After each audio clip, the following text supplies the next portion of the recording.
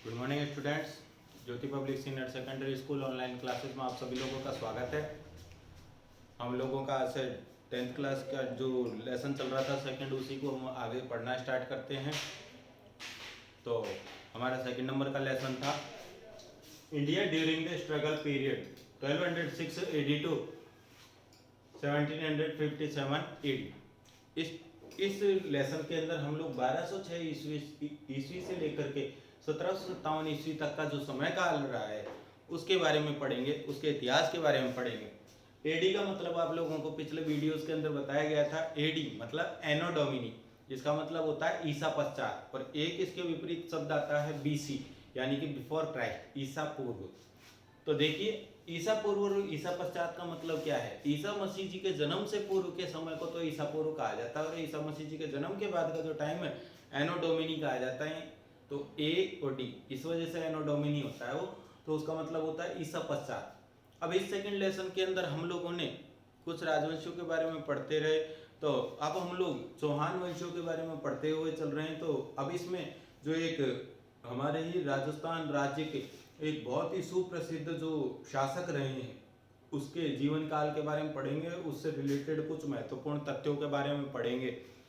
तो वो कौन से शासक रहे हैं, उनका नाम क्या है, तो हम पढ़ते हैं। देखिए, हमीरदेव चौहान नाम आप लोगों ने इसका सुना होगा। तो बहुत ही फेमस ये शासक रहे हैं हमारे राजस्थान के, और राजस्थान में भी ये सवाई माधोपुर में स्थित जो रणथंभौर फोर्ट है, रणथंभौर का किला है, उससे ही इनका संबंध रहा है। महत्वपूर्ण रूप से चौहान वंशज थे, और आपको ये भी जानकारी होनी चाहिए कि पृथ्वीराज चौहान के वंश में से इनका उद्भव हुआ था, उन्हीं के वंश से ये संबंध रखते थे।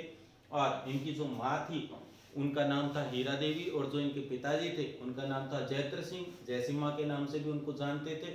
उनके ये प्रथम पुत्र थे। अब ये बात हमें ध्यान रखना है कि हमीरदेव चौहान के जीवन काल के बारे में पढ़ेंगे हम लोग, और यहाँ पर इनका जो शासन काल रहा वह रहा 1282 ईसा पश्चात से लेकर के 1301 ईस्वी तक का इनका समय काल रहा। इनके जीवन की सबसे प्रमुख बात ये रही कि इन्होंने अपने जीवन के अंदर कुल मिलाकर के 17 लड़ाइयों को लड़ा, लेकिन 17 लड़ाइयों में से इन्होंने एक भी जो लड़ाई थी उसमें हारे नहीं, सभी के अंदर इन्होंने विजय हासिल की। तो 17 में से 16 ऐसे युद्ध थे जिनके अंदर इन्होंने अपनी जीत को प्राप्त किया, यानी कि ये विजयी हुए। लेकिन अपने जीवन काल के सबसे अंतिम युद्ध में, जो कि अलाउद्दीन खिलजी के विरुद्ध 1301 ईस्वी में हुआ था, उस युद्ध के अंदर, उस भीषण युद्ध के अंदर इनकी हार हुई, क्योंकि एक वर्ष के लंबे समय के पश्चात जो ये हमीरदेव चौहान जी थे उनको क्या करना पड़ा कि उनको खुल करके अलाउद्दीन खिलजी का सामना करना पड़ा, और उस युद्ध के अंदर ये हमीरदेव चौहान जी जो थे वो वीर गति को प्राप्त हुए। तो उन्हीं के जीवन काल के बारे में हम पढ़ रहे हैं। वापस याद रखना है एक बार कि इनके पिताजी का नाम जैत्र सिंह था, और इनकी जो माँ थी उनका नाम हीरा देवी था। इनको राजस्थान का कर्ण भी कहा जाता है, तो क्योंकि शरण देने के मामले में, किसी को शरण प्रदान करने के मामले में बड़े अग्रणी शासकों में इनकी गिनती होती है, इसलिए। और आपको अभी बताया कि जो पृथ्वीराज चौहान जी थे उनके वंश से रिलेटेड थे, उनके वंशज थे। तो हम लोग करते हैं शुरुआत। देखें, हमीरदेव चौहान, इनका शासनकाल रहा 1282 में ये इनका राज्य तिलक हुआ था, और 1301 ईस्वी के अंदर जो रणथंभौर का युद्ध हुआ था उसकी अंदर इनको वीर गति प्राप्त हो जाने के कारण इनकी जो शासनकाल था उसकी समाप्ति हुई। आफ्टर बाघभट्ट के बाद हिज सन जैत्र सिंह, यानी कि बाघभट्ट के जो बेटे थे वो तो थे जैत्र सिंह, तो जिनको कि जयसिम्हा के नाम से भी जाना जाता था। तो बाघभट्ट के बेटे हुए जैत्र सिंह, और जैत्र सिंह जिन्हें कि जयसिम्हा भी कहते थे, वे क्या बने, रणथंभौर के शासक बने। रणथंभौर के शासक बनने के बाद वास्तव में उस समय, जिस समय की ये बात कर रहे हैं, उस समय इसको रणस्तंभपुर के नाम से जाना जाता था, रणस्तंभपुर कहते थे। लेकिन धीरे धीरे जैसे जैसे समय आगे बढ़ा तो रणस्तंभपुर के जो नाम था वो परिवर्तित होकर के रणथंभौर बन गया। तो बाघभट्ट के बाद में उनके जो बेटे थे जैत्र सिंह, जिन्हें कि जयसिम्हा भी कहा जाता था, वे रणथंभौर के शासक बने ड्यूरिंग हिज टर्म।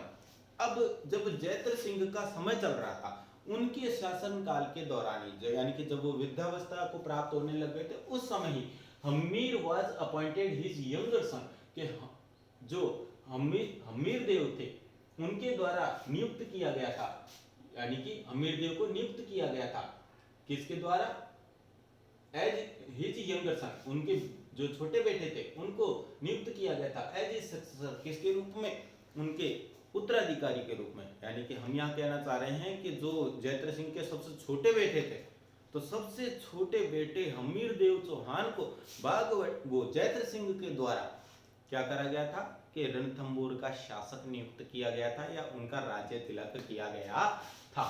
अब आगे कहता है एंड एंथ्रोन्ड हिम 1282 एडी, और हम्मीर देव चौहान को जयद्रथ सिंह जी के द्वारा 1282 ईस्वी के भीतर जो रणथंभौर का पद था, सिंहासन था, उसके ऊपर राज्यारूढ़ कर दिया गया था। जो रणथंभौर का सिंहासन था उस पर बिठाया गया था। कौन से वर्ष में, 1282 ईस्वी के अंदर।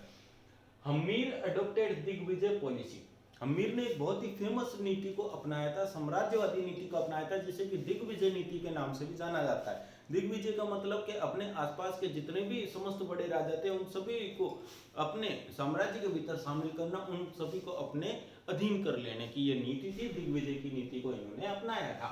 And collected taxes from Mandalgarh defeating Bhimras king Arjun. अब उस समय भीमरस नाम का एक क्षेत्र हुआ करता था जिसके शासक थे अर्जुन, तो उनको हरा करके इन्होंने मांडलगढ़ के ऊपर उनका शासन था, तो मांडलगढ़ से इन्होंने टैक्स वसूल किया। आगे कहा जाता है ही डिफीटेड परमार रूलर भोज साउथ। अब दक्षिण के अंदर कुछ समय पश्चात ही इन्होंने दक्षिण के अंदर जो शासक थे राजा भोज, उनको भी, परमार शासक थे ये राजा भोज, उनको भी इसने हराया। आगे एंड मूव्ड टू नॉर्थ, और दक्षिण के अंदर राजा भोज को हरा करके, यानी कि भोज परमार को हरा करके ये उत्तर दिशा की ओर आगे बढ़ गए। आगे कहता है एंड रिटर्न्ड टू रणथंभौर। आगे कहता है और रणथंभौर की तरफ आगे बढ़े, यानी कि वापस लौट आए। आगे जब ये वापस रणथंभौर आ रहे थे, यानी कि उत्तर दिशा के अंदर जब इन्होंने मूवमेंट करी या उत्तर दिशा की तरफ बढ़े, तो उत्तर दिशा के ओर बढ़ करके फिर ये इन्होंने क्या करा कि वापस ये रणथंभौर की तरफ आ गए। कौन कौन से क्षेत्रों से होते हुए, चित्तौड़ से, आबू से, वर्धनपुर से, जो कि काठियावाड़ में स्थित है, गुजरात में स्थित है, वहां से, एंड पुष्कर, चंपा, इन सभी क्षेत्रों से होते हुए ये वापस आ गए। यानी कि बीच में जितने भी क्षेत्र पड़े इन सभी को उसने विजय किया, उनके ऊपर जीत हासिल करी और ये वापस रणथंभौर लौट आए।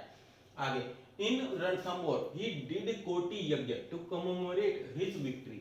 अब जो कोटि यज्ञ था, रणथंभौर में पहुंच करके इन्होंने अपनी जीत की खुशी मनाने के लिए कोटि यज्ञ का आयोजन किया। कोटि यज्ञ का आयोजन हुआ करता था कि कोई भी बड़ा शासक यदि किसी बहुत बड़े विस्तारित क्षेत्र के ऊपर यदि अपना कब्जा कर लिया करता था, अपना आधिपत्य स्थापित कर दिया करता था, तो कोटि यज्ञ का आयोजन किया जाता था।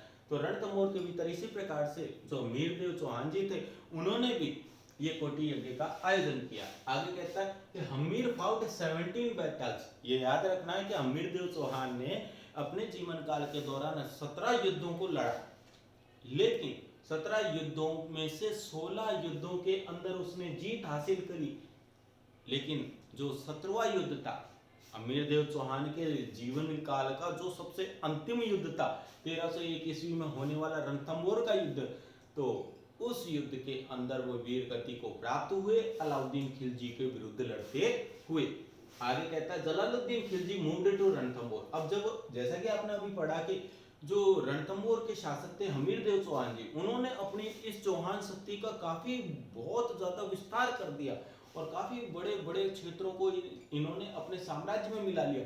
तो इस बात को देख करके दिल्ली के जो उस समय सुल्तान थे जलालुद्दीन खिलजी, तो उनको अच्छा नहीं लगा। उन्होंने सोचा कि चौहान वंशियों की जो शक्ति है वो काफी तीव्र गति से बढ़ रही है, तो उन्होंने सोचा कि चौहान शक्ति के ऊपर लगाम लगाई जाए, वरना ये चौहान शक्ति जो है वो शायद कभी किसी समय दिल्ली की सल्तनत के ऊपर भी शायद हमला कर दे और दिल्ली की सल्तनत के ऊपर भी कब्जा करने की सोच ली।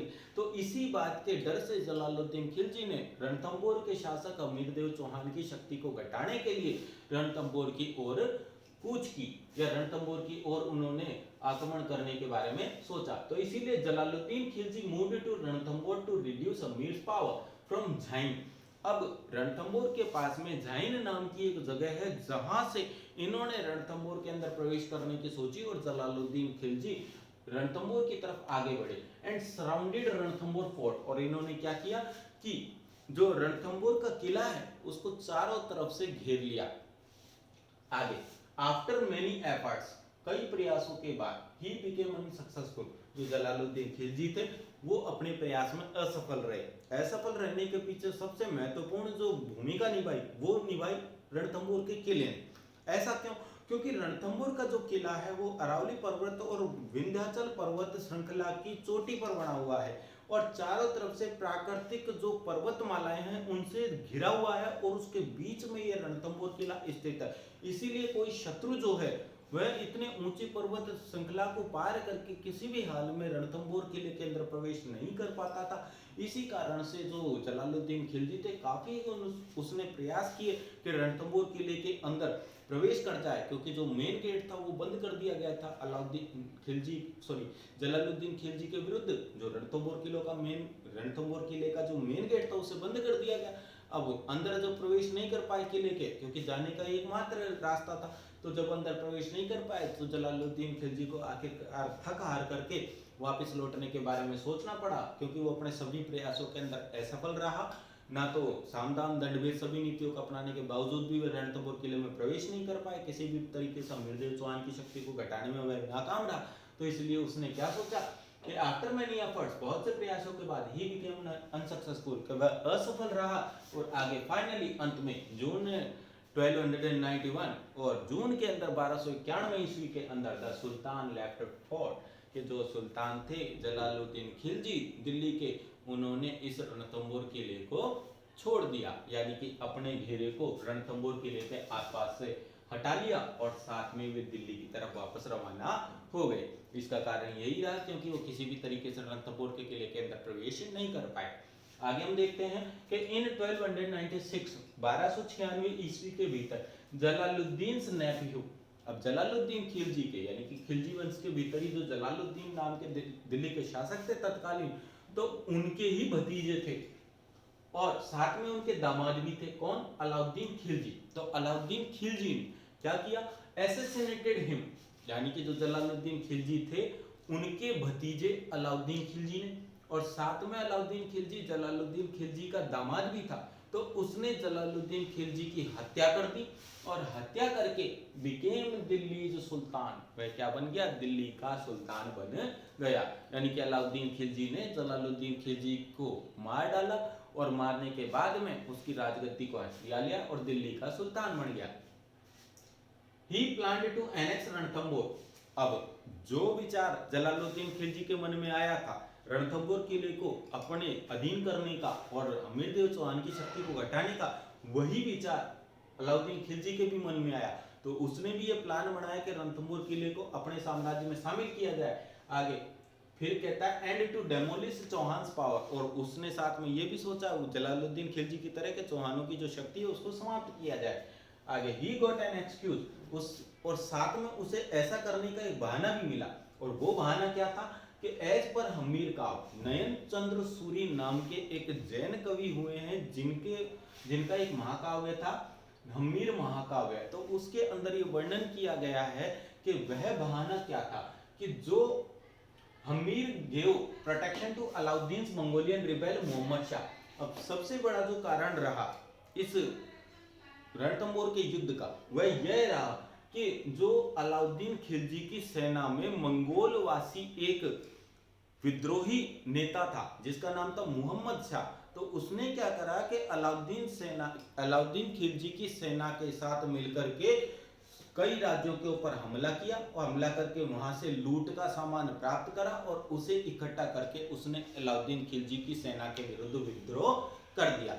इसी बात की वजह से अलाउद्दीन खिलजी बड़ा गुस्सा हुआ इस मोहम्मद शाह कैबरू से, और जो हमीरदेव चौहान जी थे, हमीरदेव चौहान जी ने इस मोहम्मद शाह कैबरू नाम का ये व्यक्ति था, मंगोल शासक, मंगोल वासी था, और इसने अलाउद्दीन खिलजी की जो सेना थी उससे विद्रोह करा था। अलाउद्दीन खिलजी के विरुद्ध विरुद्ध विद्रोह किया था, बागी बन गया था, तो इसने जाकर के हमीरदेव चौहान की शरण ली और हमीरदेव चौहान से जब अलाउद्दीन खिलजी ने वापस मोहम्मद शाह कैबरू को मांगा तो हमीरदेव चौहान ने यह कह करके अलाउद्दीन खिलजी को मना कर दिया कि मैं मोहम्मद शाह कैबरू को वापस नहीं सौंपूंगा, क्योंकि मेरी शरण में यदि कोई भी व्यक्ति आएगा तो उसे मरते दम तक मैं उसकी रक्षा करूंगा, चाहे इसके लिए मुझे प्राणों की बलि क्यों ना देनी पड़े। तो हमीरदेव चौहान ने ऐसा बोल करके उस अलाउद्दीन खिलजी को गुस्सा कर दिया और यही वो बहाना बना जिस वजह से अलाउद्दीन खिलजी को हमीरदेव चौहान के ऊपर हमला करने का मौका मिला। अब जब हमीरदेव चौहान ने मोहम्मद शाह कैबरू को वापस लौटाने से मना कर दिया, यानी कि शरणागत वत्सल बन गया हमीरदेव चौहान, तो उसके बाद में अलाउद्दीन खिलजी ने, जो कि दिल्ली के शासक थे, उन्होंने हमीरदेव चौहान के साम्राज्य के ऊपर और रणथंभौर किले के ऊपर आक्रमण किया। तो जैसा कि यहाँ पर भी बताया गया कि मोहम्मद शाह यानी मंगोलियन जो बागी था मोहम्मद शाह, तो उसको शरण दी and took refuge to Hamir sorry because he gathered entire booty, क्योंकि उसने क्या करा था, जितना भी लूट का माल था, बूटी का अर्थ होता है जो जितना भी लूट का माल था उसको इकट्ठा करा and revolted against Alauddin army, और क्या करा, अलाउद्दीन खिलजी की सेना के विरुद्ध विद्रोह कर दिया and took refuge to Hammir palace, और जाकर के हमीर देव चौहान के महल में जाकर शरण प्राप्त कर ली। Hamir Dev refuse to hand over him, अब अलाउद्दीन खिलजी ने हमीर देव चौहान को यह बात कही, ये प्रस्ताव रखा उसके सामने कि आप मोहम्मद शाह कैबरू को हमारे हवाले कर दीजिए, वरना हम आपके रणथंभौर किले के ऊपर हमला करेंगे। लेकिन हमीरदेव चौहान ने ये कह करके मना कर दिया कि शरणागत वत्सल शासक हूं मैं, तो मेरी शरण में यदि कोई भी आएगा तो उसके जान की रक्षा मैं हर हाल में करूंगा। तो जब इस बात को सुनकर के अलाउद्दीन खिलजी बहुत गुस्सा हुए और उन्होंने रणथंभौर के ऊपर आक्रमण कर लिया कि Hammir refuse to hand over him, कह हमीर ने उसे वापस लौटाने से मना कर दिया। So Alauddin ordered the invasion of Ranthambore, और इस वजह से नाराज होकर के अलाउद्दीन खिलजी ने रणथंभौर के ऊपर आक्रमण कर दिया। तो यहाँ तक हम लोगों ने पढ़ा कि हमीरदेव चौहान कौन था, कौन सा उसने यज्ञ करा, हम अलाउद्दीन खिलजी से किस कारण से हमीरदेव चौहान का बैर हो गया, विद्रोह छिड़ गया, लड़ाई की स्थिति पैदा हो गई। और अब कल के वीडियो के भीतर हम लोग पढ़ेंगे कि रणथंभौर का जो युद्ध हुआ उसकी शुरुआत किस प्रकार से हुई और किस किस योद्धाओं का और किस तरीके से हमीरदेव चौहान की इस युद्ध के भीतर पराजय हुई, जो कि हमीरदेव चौहान के जीवन काल का सबसे अंतिम युद्ध था। तो इस वीडियो के अंदर सिर्फ इतना ही, बाकी जो रणथंभौर का युद्ध है उसके बारे में हम कल के वीडियो में पढ़ेंगे। तो यह वीडियो यदि आपको अधिक पसंद आया हो तो आप अधिक से अधिक इसे लाइक, सब्सक्राइब और शेयर कीजिए। तो आज के वीडियो में सिर्फ इतना ही, बाकी का जो आगे का टॉपिक है रणथंभौर का जो युद्ध है उसे हम कल के वीडियो में पढ़ेंगे। Thank you.